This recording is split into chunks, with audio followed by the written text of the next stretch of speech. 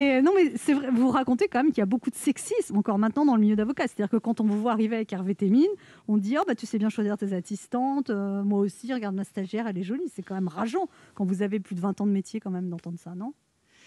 Non, je pense que c'est un métier qui est très en retard par rapport à tout ça, parce que c'est un métier qui est très traditionnel. On va dans des vieux palais, on utilise des vieilles formules. Et donc, c'est vrai que la profession elle n'a pas du tout pris le train de la modernité par rapport à tout ça. C'est en train Et de changer ou quand même pas? c'est en train de changer. Je crois que dans toutes les professions, à la faveur de MeToo, les mentalités évoluent et qu'on se permet de moins en moins ce genre de réflexion. Hein. Celle que vous rapportez est véridique et mes consoeurs m'en racontent tout un tas d'autres. Donc oui, il y a une Et souvent, véritable évolution. c'est les femmes qui préparent tous les dossiers et il y a le ténor qui est devant, qui prend les arguments, qui lit la plaidoirie qu'il a pas forcément écrite ou qu'il a juste rewrité, c'est ça aussi, ça vous Oui, c'est ça. Il y a bien. Alors attention, hein, parce qu'il ne faut pas non plus te dire que tous les avocats sont Bien des sûr. flemmards et qu'il faut rien. Mais C'est Éric pas- Dupond-Moretti, c'est pas par le exemple, sujet.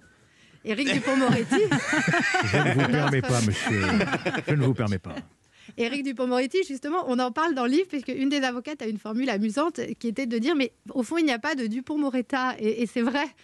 Et c'est pour ça que nous, on a utilisé ce terme de ténorat du barreau. Notre éditrice voudrait que ce mot entre dans la langue française. On trouve qu'il est plus à propos que diva. Il y a une connotation un peu négative. Mais aux États-Unis, j'ai l'impression que les femmes avocates sont mieux considérées quand même, non, qu'en France? Oui, c'est possible. Je pense que depuis plus longtemps, vous avez plusieurs avocates assez célèbres, médiatiques. Alors, beaucoup en droit de la famille. Hein. Il y en a une notamment dont le nom m'échappe là, mais qui a fait tous les grands divorces. Et je lisais un papier dans Elle il y a 3 semaines à peu près. Par contre, sur elle. je remarque que les avocates du divorce sont souvent des femmes.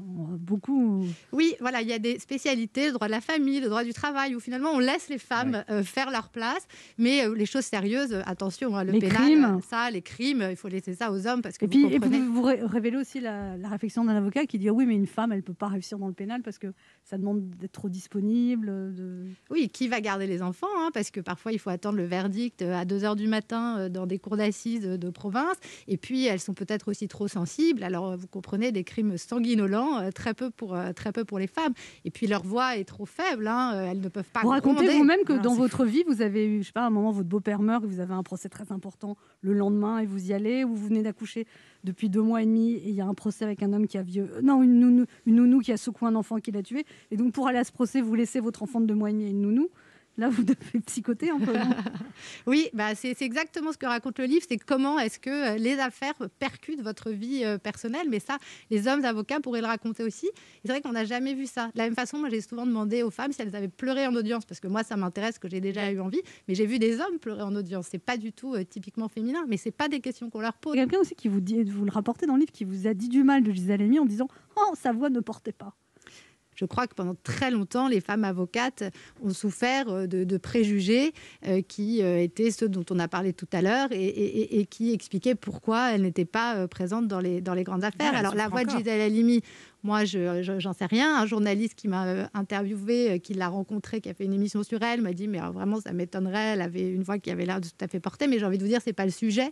Et si on prend une avocate, par exemple, comme Françoise Cotta, que j'ai entendue un jour, alors elle prenait justement tout à fait le contre-pied de ça.